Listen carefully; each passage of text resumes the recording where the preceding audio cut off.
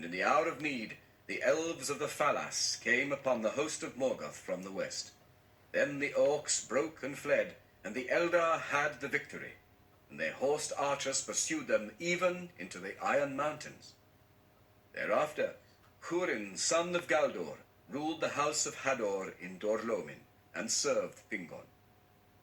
Húrin was of less stature than his fathers, or his son after him, but he was tireless and enduring in body, lithe and swift after the manner of his mother's kin, Hareth of the Haladim. His wife was Morwen Elethwen, daughter of Baragund of the house of Beor, she who fled from Dorthonion with Rian, daughter of Belegund, and Emeldir, the mother of Beren. In that time also the outlaws of Dorthonion were destroyed, as is told hereafter, and Beren, son of Barahir, alone escaping, came hardly into Doriath. Of Beren and Luthien.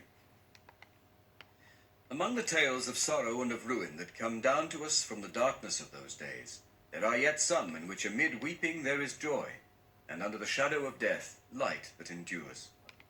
And of these histories most fair still in the ears of the elves is the tale of Beren and Luthien. Of their lives was made the Lay of Leithian, Release from Bondage, which is the longest save one of the songs concerning the world of old. But here the tale is told in fewer words and without song. It has been told that Barahir would not forsake Dorthonion, and there Morgoth pursued him to the death, until at last there remained to him only 12 companions. Now the forest of Dorthonion rose southward into mountainous moors, and in the east of those highlands there lay a lake, Tarn Eluin, with wild heaths about it, and all that land was pathless and untamed, for even in the days of the long peace none had dwelt there. But the waters of Tarn Eluin were held in reverence, for they were clear and blue by day, and by night were a mirror for the stars. And it was said that Melian herself had hallowed that water in days of old. Thither Barahir and his outlaws withdrew, and there made their lair, and Morgoth could not discover it. But the rumor of the deeds of Barahir and his companions went far and wide, and Morgoth commanded Sauron to find them and destroy them. Now among the companions of Barahir was Gorlim, son of Angrim.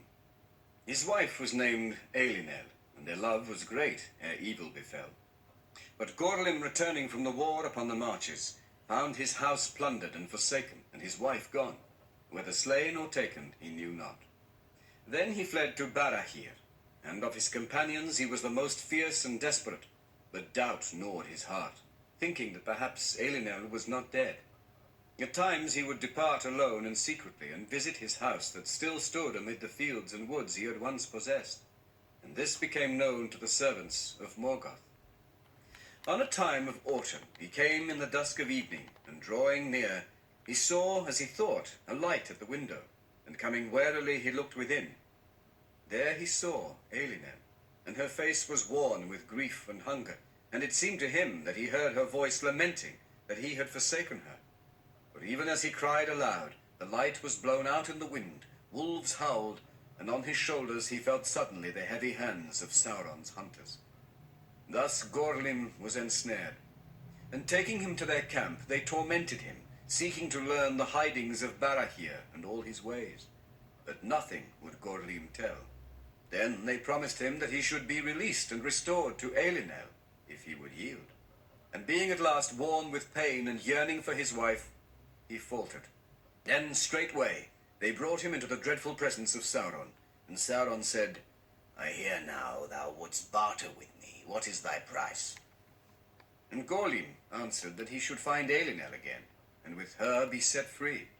For he thought that Elinel also had been made captive. Then Sauron smiled, saying, "That is a small price for so great a treachery. So shall it surely be. Say on." Now Gorlim would have drawn back, but daunted by the eyes of Sauron, he told at last all that he would know. And then Sauron laughed, and he mocked Gorlim, and revealed to him that he had seen only a phantom devised by wizardry to entrap him, for Elinel was dead. "Nonetheless, I will grant thy prayer," said Sauron. and thou shalt go to Elinel and be set free of my service." Then he put him cruelly to death. In this way, the hiding of Barahir was revealed, and Morgoth drew his net about it, and the orcs, coming in the still hours before dawn, surprised the men of Dorthonion, and slew them all, save one. For Beren, son of Barahir, had been sent by his father on a perilous errand to spy upon the ways of the enemy, and he was far afield when the lair was taken. But as he slept benighted in the forest, he dreamed that carrion birds sat thick as leaves upon bare trees beside a mere, and blood dripped from their beaks. Then Beren was aware in his dream of a form that came to him across the water, and it was a wraith of Gorlin. And it spoke to him, declaring his treachery and death, and bade him make haste to warn his father. Then Beren awoke, and sped through the night, and came back to the lair of the outlaws on the second morning. But as he drew near, the carrion birds rose from the ground, and sat in the alder trees beside Tarn Eluin, and croaked in mockery. There Beren buried his father's bones, and raised a cairn of boulders above him, and swore upon it an oath of vengeance. First, therefore, he pursued the orcs that had slain his father and his kinsmen, and he found their camp by night at Rivil's well above the fen of Serech. And because of his woodcraft, he came near to their fire unseen. There their captain made boast of his deeds, and he held up the hand of Barahir that he had cut off as a token for Sauron that their mission was fulfilled, and the ring of Felagund was on that hand. Then Beren sprang from behind a rock and slew the captain, and taking the hand and the ring, he escaped, being defended by fate, for the orcs were dismayed, and their arrows wild. Thereafter, for 4 years more, Beren wandered still upon Dorthonion, a solitary outlaw, but he became the friend of birds and beasts, and they aided him, and did not